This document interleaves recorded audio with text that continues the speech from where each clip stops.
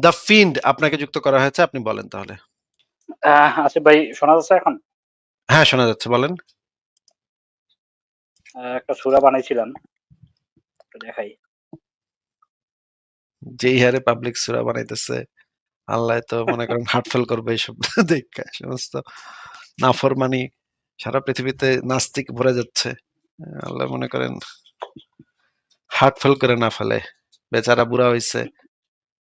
তার আরশ নাকি মচমচ দেখি করে। মোটা-সোটা কমায় নাই। হুম। ভাই কি স্ক্রিন শেয়ার দিব? আ আপনি মুখে বলতে পারেন। আমার মনে হয় ওই যে ডকুমেন্টেশনের মতোই বানাইছিলাম তো। আমার মনে হয় পিডিএফটা শেয়ার করে আগে আপনি দেখেন। এটা হচ্ছে উনার যে ফাইলটা উনি পাঠিয়েছেন। জি, আসিফ ভাই। এখানে যদিও আরবিটা আছে ফুল। আমি একটা বাংলা সহ আরেকটা পিডিএফ পাঠাইছিলাম। ওটাতে বাংলা বাংলাটা এবং বের করছি। ইংরেজি অর্থ সহ এবং উচ্চারণ সহ। আগে আরবিটা একটু দেখে নেই আমরা। আরবিটা এই যে এটা হচ্ছে আরবিটা। এখানে যে সূরাটা আছে এবং এইবার আমরা বাংলাটা দেখি। দাঁড়ান একটু। বাংলাটা বের করতেছি।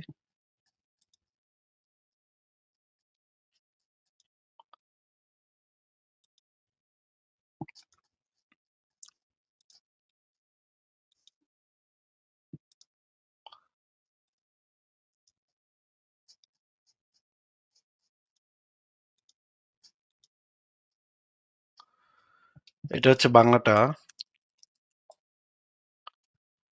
হ্যাঁ ভাই বলেন তাহলে আপনি পড়ে শোনান। ১ সেকেন্ড দাঁড়ান। যদিও হ্যাঁ, বলেন এবার।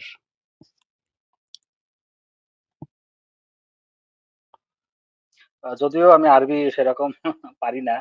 আমি শুধু বাংলাটা পড়তে পারবো। আর যদি আরবিটা যদি মাসুদ ভাই অথবা ইমরান ভাই থাকতো তাহলে ভালো করে পড়তে পারতো। আরেকটা কথা হচ্ছে এখানে আরবি লেখায় ওই জের জবরটা কিছুটা ব্যতিক্রম হয়ে গেছে। মানে ডান পাশে বা বাম পাশে সরে গেছে। তো হয়তো এরা বলবে যে এটা ভুল কেন হইলো? এটা ওগুলো আসলে আমরা অ্যাপের তাফসীর কিবোর্ড ওগুলো আমার আমরা নাই। তাফসীর করার সময় ব্যাখ্যা দিয়ে দিবনে, ঢুকাই দিবনে। তাফসীরের সময় ব্যাখ্যা ওই যে ঢুকাই দিবনে। অসুবিধা নেই। ওসমান ওসমান যেমন ভাই ইয়া করছিল, কোরআন সংকলন করছিল, এরকম আপনি একটু হাত লাগাই দিয়েন তাইলে এটা হয়ে যাবে। ওটা অসুবিধা নেই। আমরা বলব যে এটা দ্বারা এটা বোঝানো হয়েছে। হ্যাঁ? অমুকটা দ্বারা অমুকটা বোঝানো হয়েছে। এই সমস্ত তাফসীর দিয়ে আহ ঢুকাই দিমু, তাইলেই হয়ে যাবে। আমার মনে হয় আপনি ভাই পড়লেই ভালো হবে। এখানে যদিও বাংলাটা পড়তে পারেন, আপনার পড়লে ভালো হবে। আমি শুধু আচ্ছা থাকি। এখানে যেটা বলা হচ্ছে, "শোনো হে বাঙালি জাতি, এটি একটি একক সংগঠন এবং একটি চিরন্তন সত্য আইন যা সকল সন্দেহ থেকে মুক্ত। যখন হামাস, হিজবুল্লাহ ফিলিস্তিনের কিছু গোষ্ঠী বিদ্রোহ করল এবং ইসরায়েলের মানুষকে ভীত করল, তারা রক্ত ঝরালো এবং আচমকা আঘাত হানলো। তারপর ইসরায়েল ঘুরে দাঁড়ালো এবং জবাব দেওয়ার সিদ্ধান্ত নিল। তারা তাদের কঠোর আঘাত করলো, ঘরবাড়ি ধ্বংস করলো এবং প্রতিবেশীদের হত্যা করলো। বিশ্ব তখন মজলুমের জন্য কাঁদলো। কিন্তু ভুলে যেও না, তারা ছিল প্রথম আক্রমণকারী এবং হুমকিদাতা। যখন তাদের বলা হয়েছিল প্রমাণ আনো, তারা মুখ ফিরিয়ে নিয়েছিল। তারা বলল, আমরা যা শুনেছি সেটাই যথেষ্ট। হে বাঙালি জাতি, তোমরা এমন হয়েও না যারা প্রমাণ ছাড়া বিশ্বাস করে। না, গলার গলায় দড়ি বাঁধা উটের মতো অন্ধভাবে অনুসরণ করে, বরং যুক্তি প্রমাণ দিয়ে যাচাই বাছাই করে, যাতে সত্য ও মিথ্যা আলাদা করতে পারো। নিশ্চয়ই মানবাধিকার কমিশন অত্যন্ত গুরুত্বপূর্ণ এবং ন্যায়পরায়ণ। এমন জাতি হয়েও না যারা বিশ্বে লাঞ্ছিত হয়। পশ্চিমা উন্নত বিশ্বের মতো বাংলাদেশকে উন্নত করতে দাও, কিন্তু তাদের মতো স্বাধীনতা, পোশাকের স্বাধীনতা এবং ব্যক্তিগত স্বাধীনতা দিতে চাও না। তাহলে কিভাবে তাদের মতো বাংলাদেশকে উন্নত করবে? সকলের প্রতি ভালো আচরণ করো। ধর্মের পার্থক্যকে কারণ করে কাউকে হত্যা করো না। প্রমাণ ছাড়া ধর্ম নিয়ে কারো গলা কেটে মেরো না।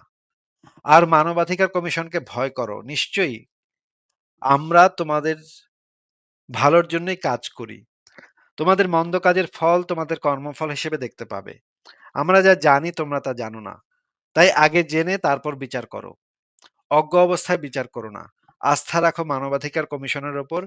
নিশ্চয়ই মানবাধিকার কমিশন আস্থাশীলদের পক্ষে থাকে এবং ভালোবাসে।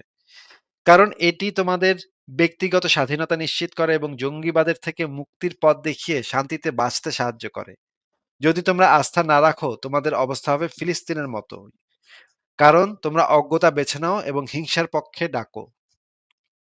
আর যদি তোমরা পারো, তাহলে মানবাধিকার কমিশনের মতো একটি কমিশন গঠন করে দেখাও। যদি তা না পারো তাহলে আমাদের আইন মেনে চলো। নিশ্চয়ই আমরাই বাঙালি জাতির কল্যাণ কারক। আর যারা আমাদের আইন মেনে চলবে না, জঙ্গিবাদী আচরণ করবে, তাদের অবস্থা হবে গাজার থেকেও নিকৃষ্ট। Wow! Dedicated to Asif Mohiuddin. Thank you ভাই। খুবই চমৎকার হয়েছে। ২-১ টা জায়গায় আমার একটু আ ইয়ে আছে, যেমন হচ্ছে গিয়ে যে ভয় করো, মানবাধিকার কমিশনকে ভয় করো। এই কথাটাতে আমার একটু আপত্তি আছে। আ মোটামুটি বাদবাকি জিনিস মোটামুটি সব ঠিক আছে। এইজন্যই বললাম ভাই ওসমানের মতো আপনি একটু আ হাত দিয়ে দিলে সংকলন হয়ে যাবে আরকি। ঠিক আছে? এখানে ভয় যদি বলতে ভয় বোঝানো হয় নাই। ভয় বলতে সমীহ বোঝানো হয়েছে। হ্যাঁ, হ্যাঁ, এটার যে অনুবাদটা, অনুবাদের এই শব্দের অনেকগুলা অর্থ আছে। এখানে ভয় বলতে সমীহ করা বোঝানো হয়েছে, শ্রদ্ধা করা বোঝানো হয়েছে। সমীহ করা। এটা জি, জি। এটা আমরা মানে তাফসীর করার সময় বুং-বাং দিয়ে দিমুনে। ঠিক আছে ভাই? ভং-ভাং না আসলটা দিলে হয়ে যাবে আরকি। কারণ ভোগে-জোগে তো এখানে নাই। অবশ্যই ওই আয়াতের থেকে অন্তত অনেক গুণে ভালো মনে হয় আমার। এই আরকি। অনেক যদিও গুণে খুব বেশি ভালো। সময় হ্যাঁ। দেইনি, আমি জব করি। জি আরকি। ঠিক আছে। অনেক ধন্যবাদ আর ফিন ভাই। আপনার আর কি কিছু বলবেন আপনি? না এটাই, এটা আপনি একটু সংকলন করে আপনার ওয়েবসাইটে চাইলে ছাড়তে পারেন। আর আমি আরেকটা লিখতেছি আপনাকে নিয়ে যে আপনি বলবেন বাংলাদেশের জঙ্গিদের উপলক্ষে। তো কি বলবেন এটা কনসেপ্ট অলরেডি একটু রেডি করছি। আমি যদি হয়ে যায় তাহলে আমি অবশ্যই আপনার সাথে শেয়ার করব। আর এটার সফট কপিটা ভাই ওয়ার্ড ফাইলটা আপনাকে আমি আবার মেইল করে দিব কালকে সকালবেলা। ঠিক ঠিক আছে। আছে থ্যাংক ইউ জনাব? ভাই। আমি এটা আবারও পড়ে দেখব। মানে একটু টাইম নিয়ে পড়ে দেখব, এবং যদি দেখি তাহলে সংশয়.com এর এক জায়গায় আমরা এটা দিয়ে দিব। তাহলে আপনার জি, স্বরচিত কোরআনের সূরা, স্বরচিত সূরা নামে আলাদা একটা সেকশনই করা যায়, যেখানে সবাই আমরা সূরা লিখে, লিখে পাঠাবো এবং সেই সূরাগুলা সেখানে নিয়মিত ছাপা হবে। এখানে আলাদা একটা সেকশনই না হয় আমরা করে ফেলবো ভবিষ্যতে, যে সেখানে শুধু সূরা এটা থাকবে। একটা ভালো উদ্যোগ ভাই। আমি কৃতজ্ঞ থাকবো যদি আপনার সময়ে একটু জায়গা করে নিতে পারি আরকি। যদিও আমি আরো লিখতেছি, আরো লিখবো। ইনশাআল্লাহ দেখা হবে। ঠিক আল্লাহর আছে হস্তে। মিন ভাই। ভালো থাকেন। আপনাকে বিদায় জানাই তাহলে। ওকে, ঠিক আছে।